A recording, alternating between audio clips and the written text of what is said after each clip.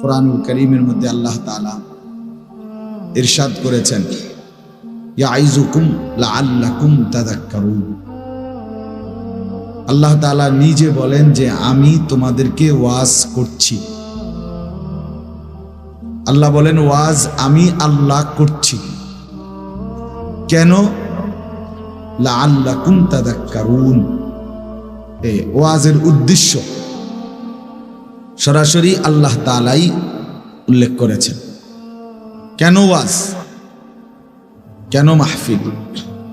আল্লাহ তাআলা নিজে বলেন লাআল্লাকুম তাযাক্কারুন, যেন তোমরা উপদেশ গ্রহণ করতে পারো, যেন তোমরা নসিহত গ্রহণ করতে পারো, যেন তোমরা ইবরত হাসিল করতে পারো। তাহলে নিজের জীবনের জন্য উপদেশ, নিজের জীবনের জন্য নসিহত গ্রহণ করা, পাথেয় গ্রহণ করা, এটাই ওয়াজের উদ্দেশ্য, এটাই ওয়াজের উদ্দেশ্য। কোরআনুল কারীমের মধ্যে আছে আল্লাহ তাআলা বলেন, লাকাদ কানা ফি কাসাসিহিম ইবরাতুল লিউলিল আলবাব।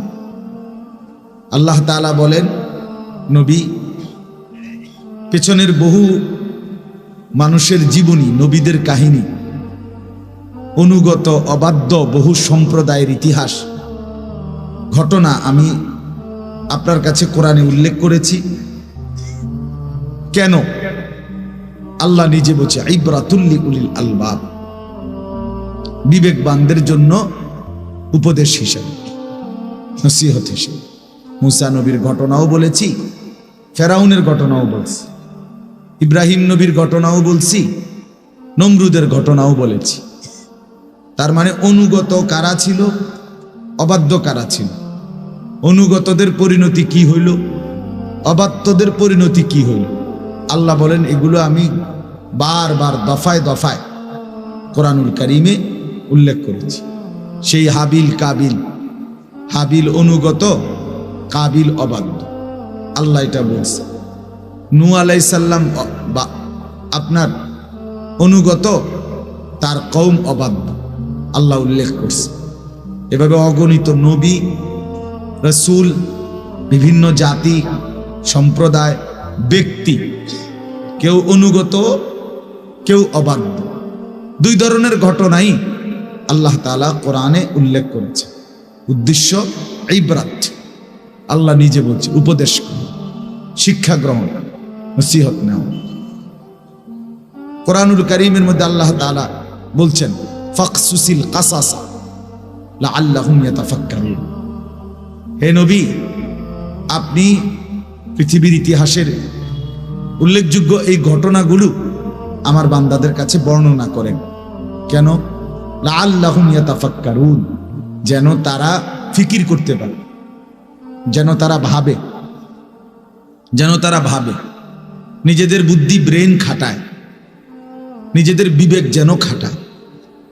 এরকম অনেক আয়াত দেওয়া যাবে কোরআনে। ইন্না ফি যালিকা লাআয়াতাল লিকাউমিন ইয়াতাফাক্কারুন। আল্লাহ বলেন আমি কোরআনে আমার অগণিত কুদরত বর্ণনা করেছি। কেন? যেন লিকাউমিন ইয়াতাফাক্কারুন, মানুষগুলো যেন ফিকির করে, বিবেকবান হয়। তাহলে পুরা কোরআনুল কারীমের মধ্যে আল্লাহর কুদরতের বর্ণনা আছে।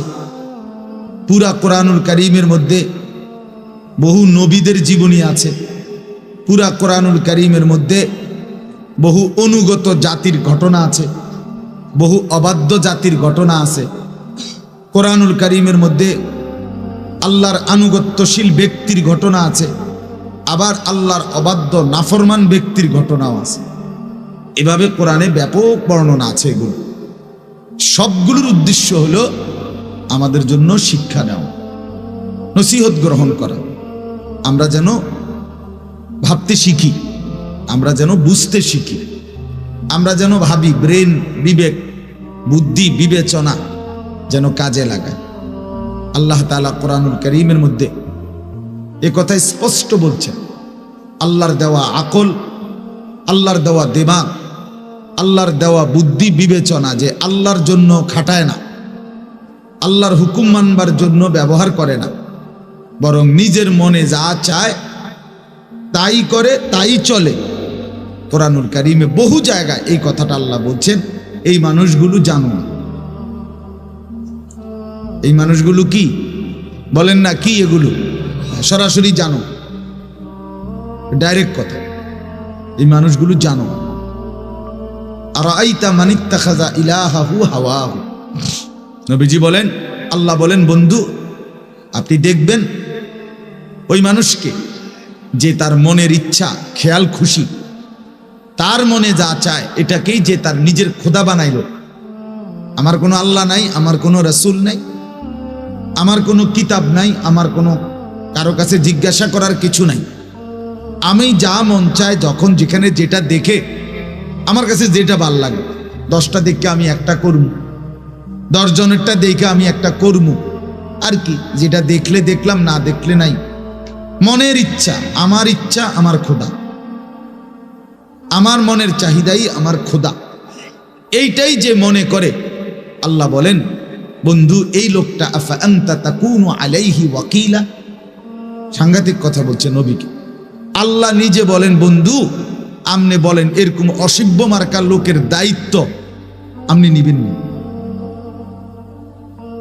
নবীকে আল্লাহ জিজ্ঞেস করছে, আফা আনতা তাকুনু আলাইহি ওয়াকিলা, আপনি বলেন বন্ধু মনের ইচ্ছা মতো আমার কোরআনের হুকুম কোথায় বাদ, আপনি রসুলের সুন্নাত কোথায় বাদ, হালাল হারামের পার্থক্য কোথায় বাদ, আল্লাহ, খোদা, কোরআন, কিতাব, শরীয়ত, ইসলামের বিধিবিধান কিচ্ছুর কোনো তোয়াক্কা নাই। যা ইচ্ছা তাই করে, যখন যা মন চায় তাই করে। আল্লাহ বলে, বন্ধু এরকম অপদার্থ ব্যক্তির দায়িত্ব আপনি নিবেন নি? এটা কর, কেমন কথা বলছো? অর্থাৎ আমি তো নেমই না, আপনি নিবেন নি কোন? আল্লাহ তাআলা এরপরে বলেন, আম তাহসাবু আন্না আকসারাহুম ইয়াসমাউনা আও ইয়াকিলুন।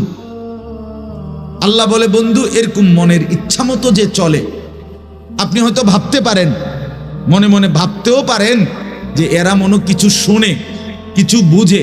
আল্লাহ বলে, না, ইনহুম ইল্লা কাল আনআম, এরা মূলত আর কিছু নয়, শুধুই জানোয়ার, শুধুই জানোয়ার, শুধুই জানোয়ার। কোরআনের আয়াত, বাল হুম আদাল্লু সাবিলা।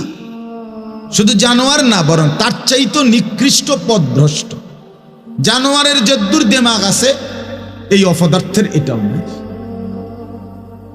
এক কুকুরকে যদি কেউ লাঠি আলগি দেয়, কুকুর দৌড় মারে। এক বিড়ালকে যদি কেউ লাঠি তোলে, সে দৌড় মারে। সে দূর দিমাগ আছে তার, যে আমার মাইরে লেবে ওইটা দেয়, আমার ক্ষতি হবে।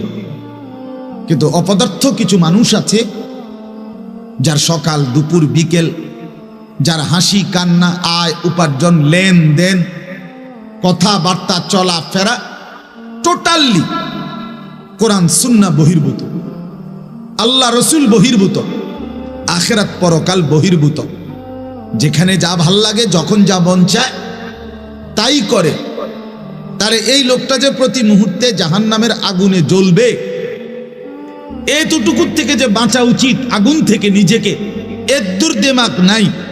তো এক কুকুর তো লাঠির থেকে বাঁচে, এক বিড়াল তো লাঠির থেকে নিজেকে বাঁচায়, এই জানোয়ার তো নিজেকে জাহান্নামের আগুন থেকেও বাঁচাইতে চাচ্ছে না। আল্লাহ বলেন, এই কারণে এটা ওই কুকুর বিড়ালের চাইতো নিকৃষ্ট। এর এদ্দুর আকল না।